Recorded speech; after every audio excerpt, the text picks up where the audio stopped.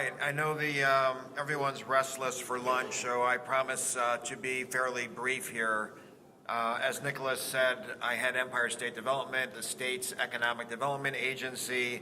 I want to thank you all, thank Capital Link for the invitation. Obviously, the maritime shipping is a global industry. So to all of you who are here from around the world or around the country or the region, I just want to add my welcome. The week of 9/11 gives us cause for somber reflection, and it's worth noting that neither the fury of terrorism that we have experienced here in New York City 15 years ago, or the fury of the superstorms that we have experienced here in recent history, has been able to derail the New York City or New York State economy. This is still the greatest city in the greatest state, and among the top 3 states nationally in GDP, in private sector jobs, which are up over 800,000 over the last 5 years here in New York State, in research and development, in international students, in tourism, in attracting venture capital, in startup businesses, in patents, in higher education, and in the maritime industry. The New York maritime community plays a vital role in this industry, providing a myriad of products and services from port logistics, cargo handling, security, finance, insurance, mediation, arbitration, securities law, technology, and maritime education, and so much more. I want to give a shout out to a sister state entity, the State University of New York. You cannot have a maritime conference without recognizing SUNY Maritime College. All right, way to go. Founded in 1874, located in historic Fort Schuyler in the Bronx, just minutes away, unless it's rush hour, and then it's 2 hours away. One of only 6 state maritime academies in the country, this school has earned the distinction as a national leader in higher education with programs in engineering, in naval architecture, marine transportation, environmental sciences, international transportation, and trade. You may know this school has a near 100% placement rate and some of the highest starting salaries in the country. New York has the busiest port in the Northeast and the 3rd busiest in the U.S.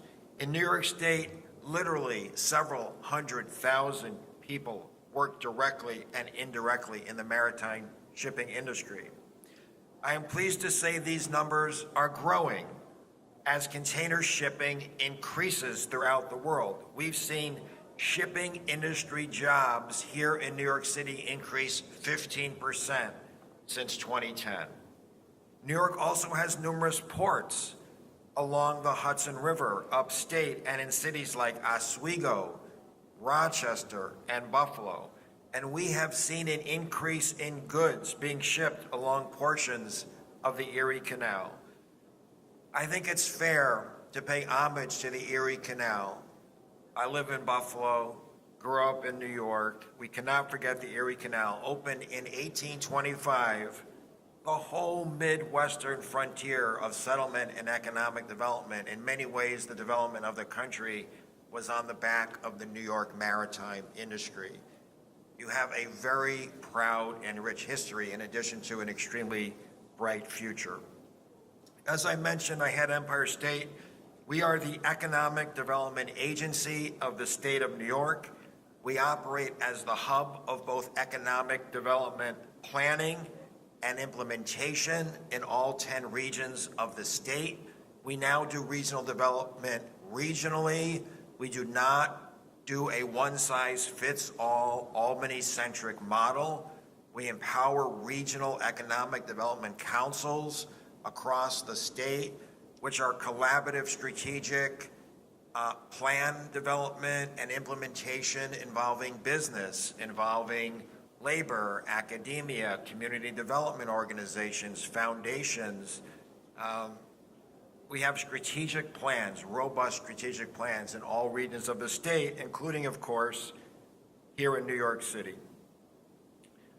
Let me give you an idea of a couple of projects that have been priorities for the New York City Regional Economic Development Council, and I'm joined here today by Lauren Racusin, who's my colleague at Empire State Development. You have to raise your hand, Lauren. There you go.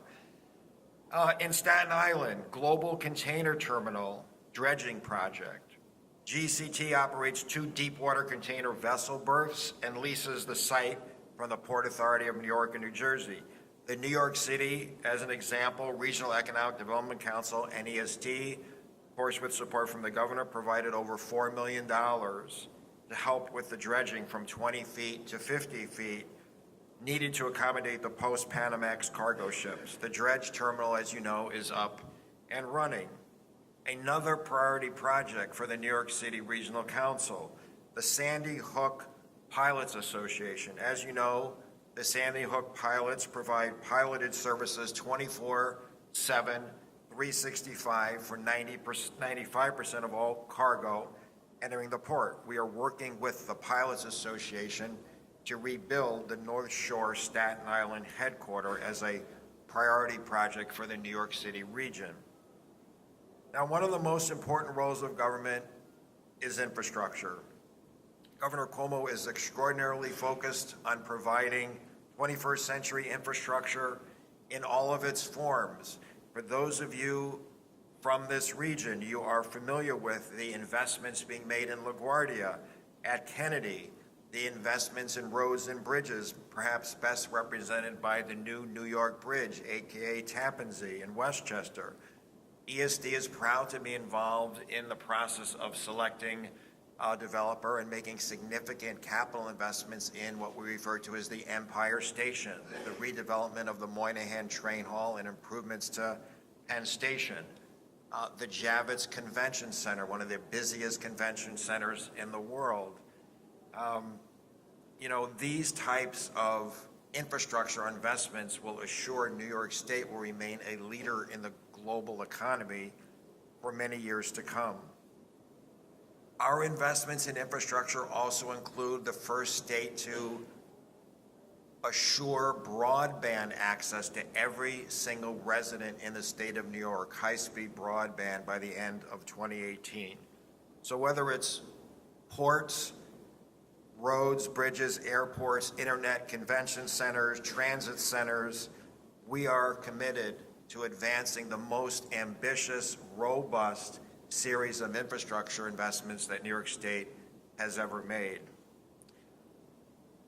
We also have very innovative economic development incentives. Now, we could spend hours literally going through every economic development incentive, which is not my intention. My intention is that you'll all be eating lunch in about 5 minutes. But you should know, and it's important that you know, every economic development investment, if you're considering a potential investment in New York State, if you're making a capital investment, if you're looking to potentially add to your base of employees, if you're starting a new business, we are actively engaged throughout the state, literally to the tune of billions of dollars of investments over the past 5 years. We have innovative tax-free zones that are affiliated with colleges and universities across the state that may have application for you. We have robust economic development incentives in the form of investment tax credits, job creation tax credits, job development loans, venture capital funds, export assistance through our Global New York program, and more. Again, contact Empire State Development if you're considering or want more information, or just catch me or catch Lauren while we're here. We have offices in every region of the state, and we are very accessible. We are in the business of providing support to businesses across the state. There has never ever in 50 years been a better time to invest in New York. Our investments in infrastructure, the way our government is functioning, we have the lowest tax rates in 50 years, the best higher education system. We lead the country in so many areas, and our economy is growing in a very robust way.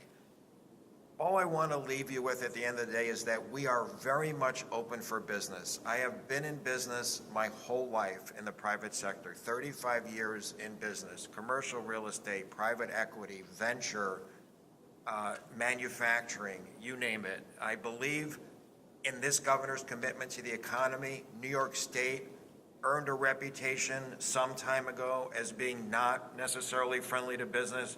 I can tell you this state is extraordinarily focused on growing its economy, extraordinarily focused on infrastructure investments. We want to be your partner in economic development. We're customer oriented. We're open for business. We're excited about this industry. There are a ton of ways that you can invest in this industry, as you know. And really, that's the whole of my remarks. We are available. We're interested in talking. We don't make it terribly complicated. As I said, I've been in business my whole life. The governor's mandate is drive the economy. It's a pleasure to be with you here. Nicholas, thank you again for the invitation. I don't know if anyone has any questions or you just want to eat, but it has been a real pleasure to be with you today. Thank you.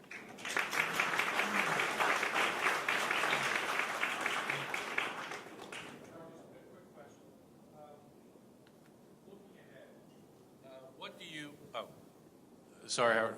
Looking ahead, what do you see for Penn Station in the next 10 to 15 years? It's, you know, it's funny. The Penn Station is, I would say, the one part of New York City that hasn't changed in 50 years. I used to take Penn Station when I was in high school on Long Island. I still take Penn Station when I come into the city. It hasn't changed. I still know where the hot dog stand is, same place it was 45 years ago.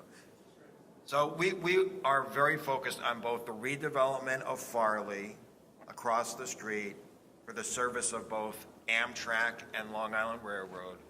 And then really, you know, we're in that process of looking at the best way to make significant improvements to the existing Penn Station structure. So because we're actively involved in that right now, I really can't comment on that, you know, further, but I'm extremely confident that there'll be considerable progress in the short and long term. I know people, you know, I've heard about some of these projects for a long time, but we have a governor who's, as you know, very impatient and extremely focused on getting things done. So it'll be a better place. Anyone else? Yep. Very briefly, we're talking about Penn Station. For the first time in decades, this city is facing a total transformation. I mean, for instance, with projects like the Hudson Yards. Would you say that the city is really into in a phase of transformation and of regeneration? Yeah, I would say you're talking about the east-west access versus the more traditional north-south access. The city is growing. Here's what I would say, and I have had the opportunity to live in a number of places in New York State and analyze, you know, the economies of New York State. New York City is alone in the state of New York as the place that has continually attracted young people, okay? When you do economic development across this state, almost every region of the state, pick your city, New York, pick your city, Buffalo, Rochester, Binghamton, Syracuse, Watertown, you know, on and on. We are working so hard to revitalize the downtowns, to build on the strategic assets, because all of those regions have lost disproportionate share of young people. Where are they coming? They're coming to New York, and people from around the country and the world are coming to New York. So it's no surprise that New York has figured out how to accommodate the growth, be it Hudson Yards or other development projects. The rejuvenation of the boroughs, the forgotten boroughs are now the emerging boroughs. I mean, New York, all you have to know is that New York City continually attracts young, educated people from around the world to know it will continually reinvent itself and reinvent all of the boroughs in this, in the city. It is an amazing place. We try very hard to create that sort of dense, transit-oriented development, complete streets, vibrant downtowns. Economic development across upstate is now more than job creation. It's about placemaking. It's about investing in innovation economy through our centers of excellence, through our collaborations with SUNY and other private colleges and universities, through our investment in the workforce development. When I go around the state now, people want to talk about the economy is doing well in New York, and it's doing pretty well upstate as well. Where am I getting my workforce from? And one of the reasons I wanted to give a shout out to the Maritime College is those institutions are such an important part of the economy. There are so many jobs in the state that are looking for people. We still have a lot of people that are looking for jobs. So making that connection between the available jobs and the skills that employers are looking for and the folks who are looking for work is really an important component of economic development. I'm bullish on New York City, I can assure you.